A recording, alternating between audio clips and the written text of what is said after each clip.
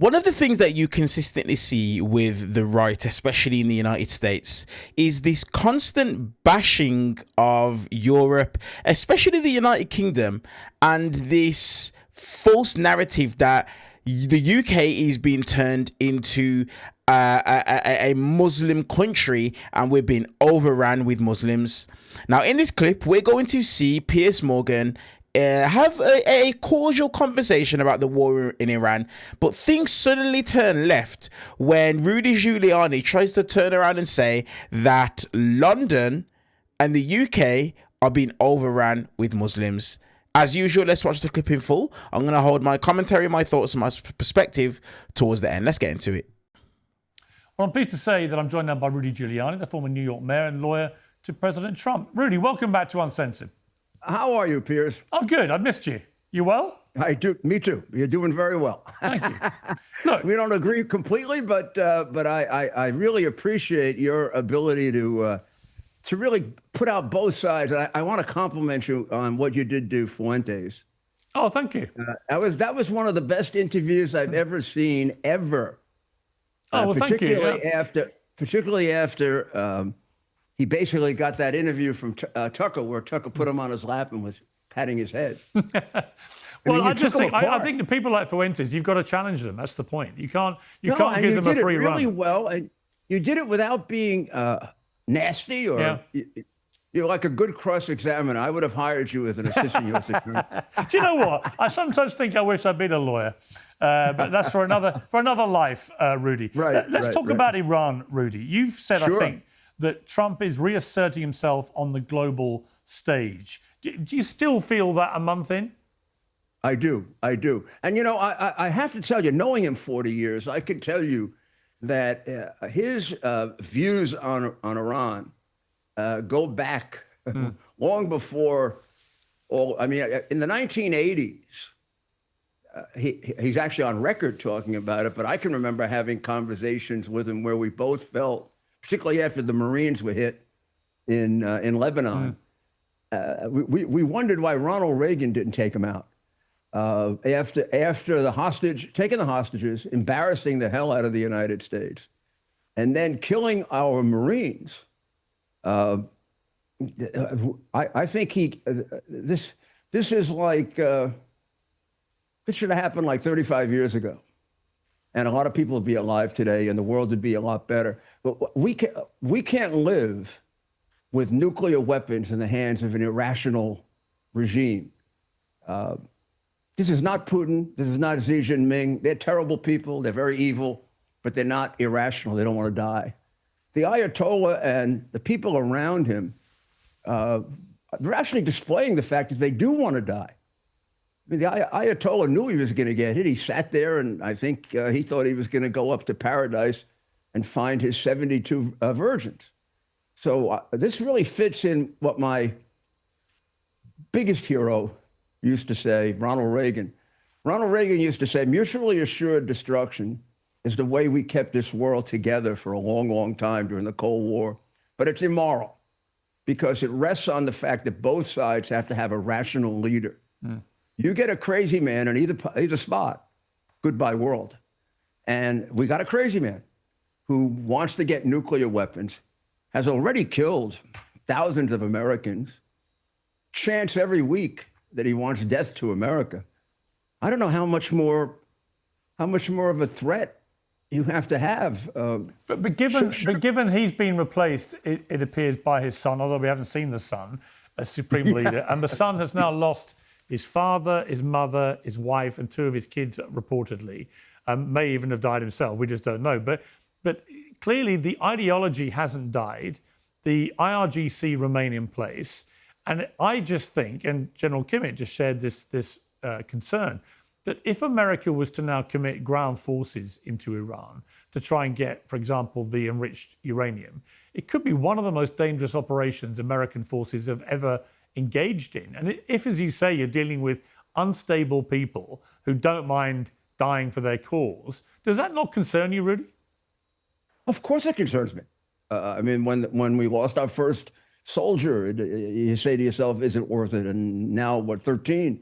But the reality is, it worries me more that we have a world in which I mean, at one point, Iran was a substantial power in the Middle East. It looked like they had an empire across the northern part of the Middle East. I mean, they controlled Syria, they controlled Lebanon. They had 3 or 4 proxies that were extremely dangerous. I mean, Hezbollah was undefeatable at one point, that we thought. So to let them move back into that situation again puts the whole world in danger. Why do you think they shot that missile that went, what did it go, 2,000, 2,500 miles? They wanted to show Europe, we can hit you at this point. And they've actually attacked the Emirates more than they have Israel. Right. Which has to tell you that their aim here is either totally irrational or it's to be the dominant power in the Middle East. There's a third way you could look at it, which is it shows you they're actually being quite rational and quite cunning. They know they can't compete with America / Israel militarily. They can't compete with the military firepower in terms of just numbers.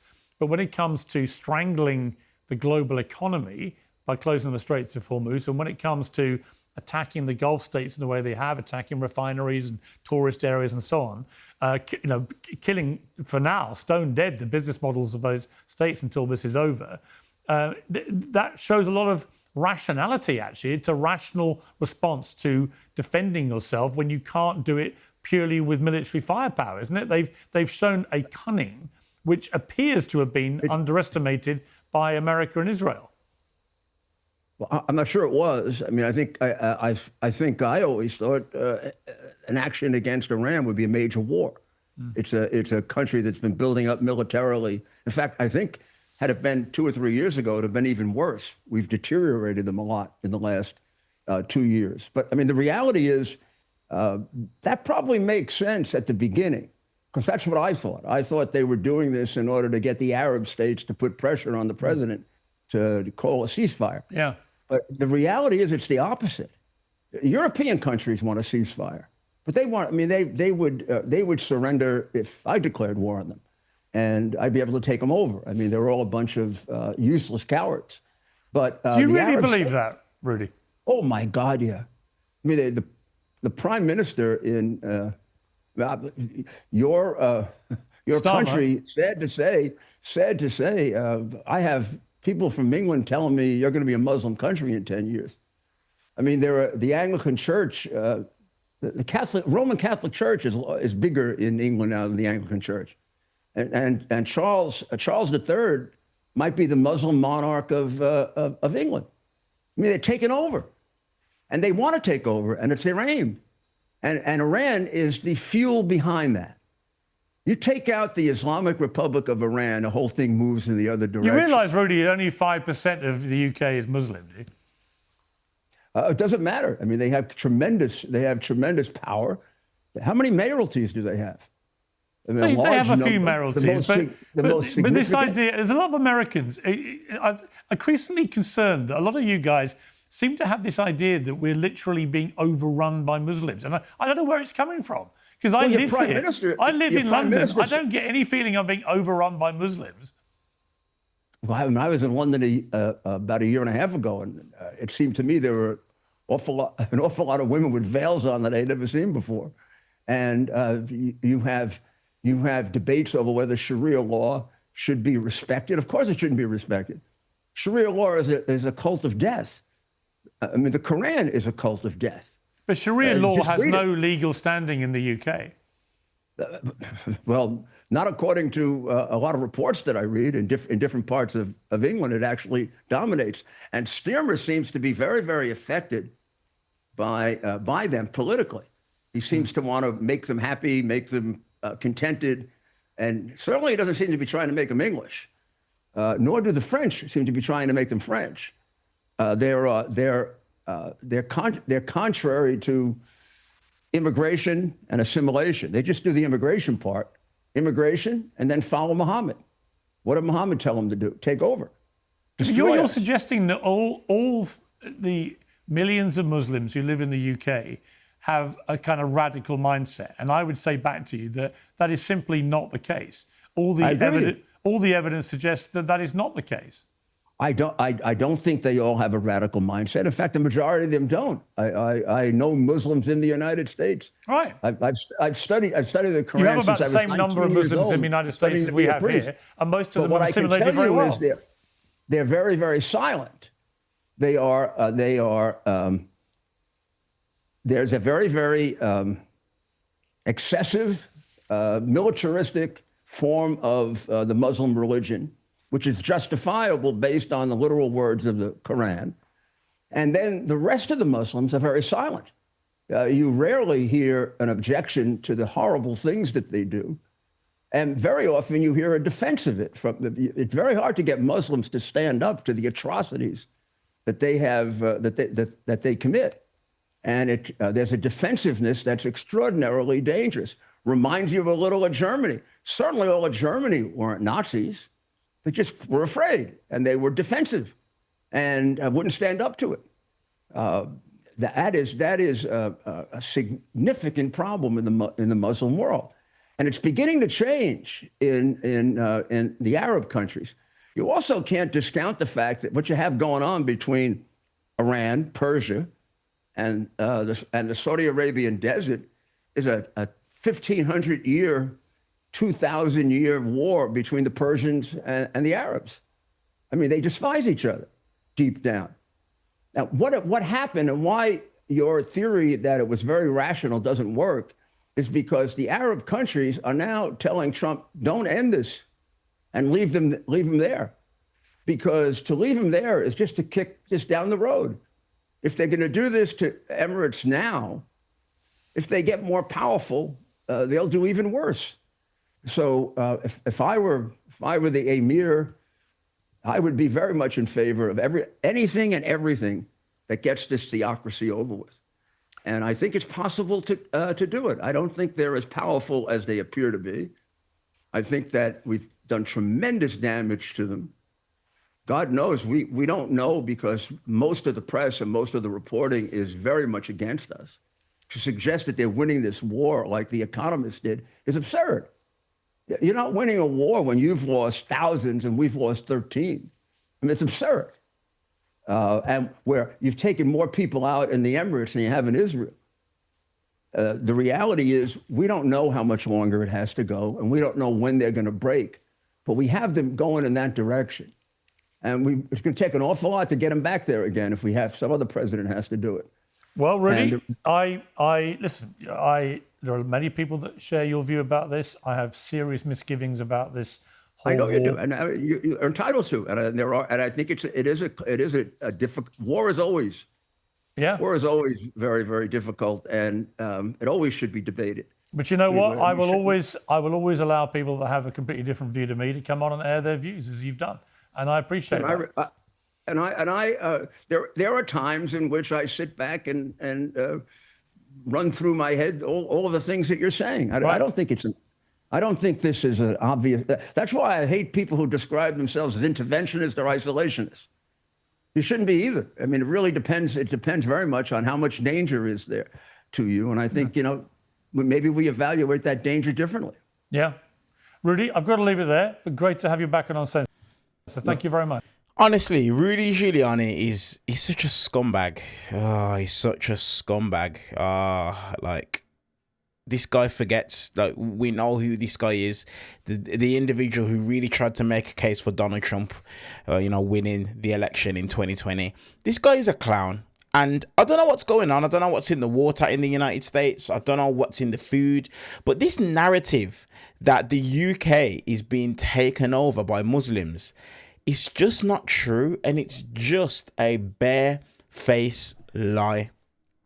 Let me run you guys through some actual facts when it comes to the Muslim population here in the United Kingdom. The Muslim population make up about 6% of the UK. That's 4 million people out of 67 million Brits. Okay, 4 million people. You cannot take over a country at 6%. That's the first thing. Number two, nowhere in the UK is governed by Sharia law. And there's no major party that calls for the UK to be governed by Sharia law. Sharia councils aren't courts. They're non-binding advisory bodies, just like the Jewish have, called Beth Din courts, and they've existed here for centuries. How comes people like Rudy Giuliani aren't speaking about the Jewish courts that it is that we have here in the UK? But he's got so much to say about Sharia courts. Now, over half of British Muslims are UK born. They are British and they feel British too. Polls show 86 to 93% of British Muslims report a strong sense of belonging to Britain. This is just a talking point from the far right, and they take extreme examples from a tiny minority and they present them as the norm. That's what it is that they consistently do. You know, if you was to take a tiny minority of any ethnic group, anyone of any religion, you could make a case for why they're radicals. You could do that. But they don't do that with any other group whatsoever. It's only minorities that they do it with. We all know the reasons as to why. Now, speaking about how much power that it is that Muslims have in the UK, once again, it's just a barefaced lie. They don't have any power. In Parliament, there are 25 Muslim MPs out of 650 total MPs. That's about 4% of seats. That is actually underrepresented, given Muslims are 6% of the population. They'd need at least another 17 MPs just to match their population share. Now, if you take a look at the actual cabinet, only one Muslim cabinet minister was appointed, Shabana Mahmood, as Justice Secretary. That's 1 out of 25 cabinet positions. And when it comes to block voting, the 25 Muslim MPs, they have a diverse professional background and their policy views as well. So being Muslim doesn't predict a single voting pattern. They're spread across Labour, Conservatives and independent seats with different priorities. Now, the reality is this.